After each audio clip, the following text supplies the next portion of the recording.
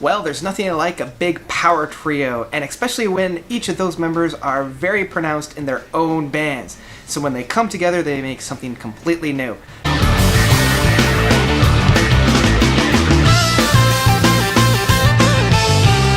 From the law office of Levin Minnemann and Rudess. So this album is the second addition to the three great musicians of Tony Levin, Minnemann, and Jordan Rudess. Each of these names should be familiar to some of you.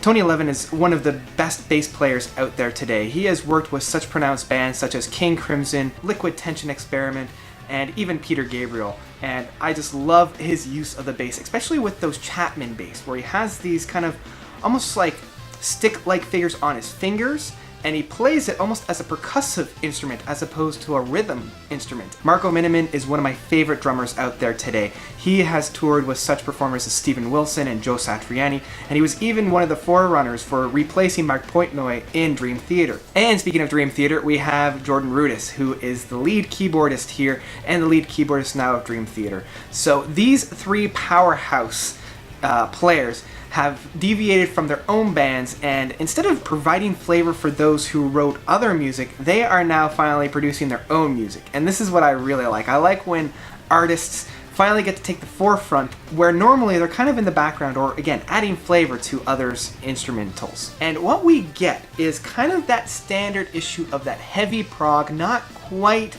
as heavy as metal, but that same kind of flavor that you would have gotten with, say, a Liquid Tension Experiment, of that really fast-paced and really dense instrumentals. I always fear that they run the risk of being more of like a demo feel when they're constructing these kinds of albums.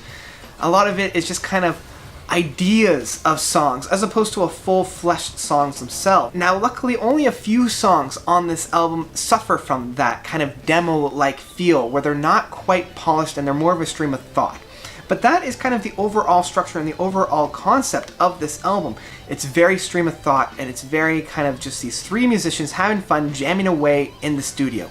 Now, with each of these players being a very technical style of playing, a lot of it does have that flavor of a very well thought out and a very articulated piece of music here. And each song has that very aha moment in these songs as well, where you just have to appreciate what's on the record there. And it took me quite a number of listens to get to these moments. I mean, there is a lot of shifting through sands to get that nugget of gold on here as well. So it was probably about the third or fourth, and sometimes even the fifth listen of this album that I was really starting to construct what they were saying and what they were playing here. I mean, a great example of this is the second song from Ready, Set, Sue. This song is definitely that kind of King Crimson feel where you've got a really crazy time signature provided by Levin and Minnemann, and the two of them blend really, really well together. These guys mesh perfectly. And then over top of that, we do have Jordan Rudess just noodling around as he does on the keyboards. But even through all of this, there are moments of clarity. I mean, you've got that chaotic tension that is provided with this type of music where it's just kind of all over the place. But every once in a while, it does circle back into that center of the song. And because of that chaos, it took a number of listens to find out where that center point in this song is, because they keep kind of circling around it. So when it hits, you're just like, there it is. That's beautiful.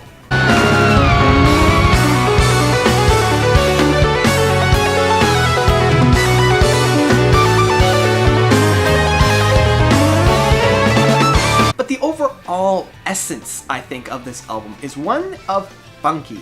There is a lot of funky things going on in this album. And the fourth song of What Is the Meaning, this really kind of captures that funky atmosphere. I mean, this is one of the only songs that actually has any kind of lyrics, and all it is the title of the song of What Is the Meaning.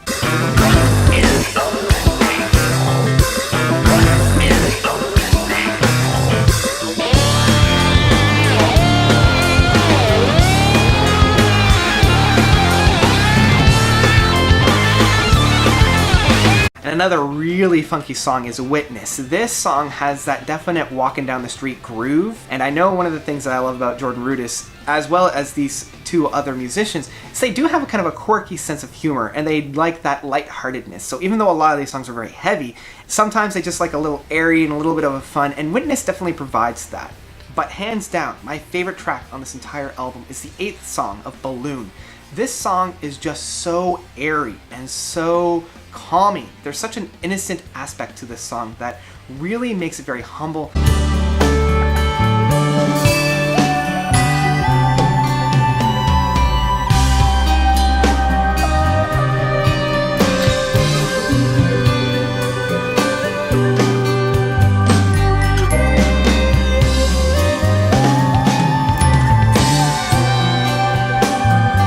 Some of the criticisms that I do have about this album does suffer a little bit from that demo-like stretch. A lot of these songs are very short, coming in at under 5 minutes.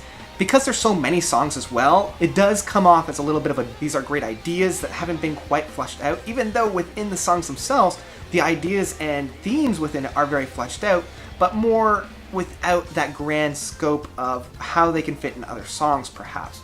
And maybe that's just how these guys operate. I mean, they are the musicians that provide a little bit of flavor to an additional song. So it does make sense how this is more of just themes of songs as opposed to a finalized product. But this doesn't actually diminish the listening enjoyment that I have out of it. Unfortunately, there's no kind of like long-lasting impression that I have of these songs either. Each of the musicians on this album, Tony Levin, Minnemann, and Jordan Rudess, are at top notch. Their musicianship is just superb. So I can't criticize this album for any of the music that's actually found on this album. Minnemann proves again that he's one of the best drummers out there, even at the much more subtle points where he's not being that big flary-on kind of a guy.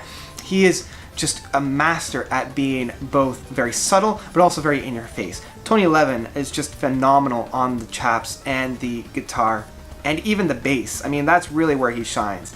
And of course, Jordan Rudess is noodling away as he usually does. So a great addition to here. But overall, I'd have to say download this guy. It is a good album to have in your collection, especially if you want just a purely instrumental thing to have on in the background, or if you want to slink deeper into some of these themes as well. A great addition, and one that I would highly recommend if you're a fan of any of these artists' work. And that's about it. So what did you guys think of From the Law Office of Levin, Minnemann, and Rudess? Did you love it? Did you hate it? Whatever you thought, let me know by commenting below.